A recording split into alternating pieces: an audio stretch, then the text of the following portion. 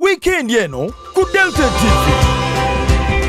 Olwaleero lunaku lwa kulumya. Njagala nnumya abateesa baali beeyongeza nti nnoyo yadiba.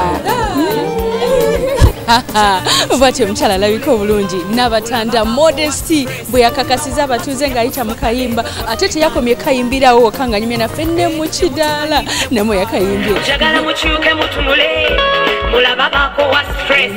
Ye omwami olwakyamusenyo n'asalawo kumukakasa nti alina laavu ye mu Luswayiri. Mimi takufa na wewe, unaona? Era ng'omwami we ye Godfrey Sekayombya banaye kye baakoze bukomero. Twetaaze buuza abali kakiiko akalya ssente. Modesty bwe yabadde afuluma omulundi gwe ogwokusatu omanyi nti no yayambadde lubugo mbadde nkyaludde okulaba abagole abanyumira embugo. Musale tulye keeki. Byonna tubisubwa mu programu y'Okwanjula n'Embaga Kusande eno saa zigenda kubeera 11 mpaka 1 nange Sharita. Ojja kubeera naye ebbanga lyonna ya mwaka tabalongo.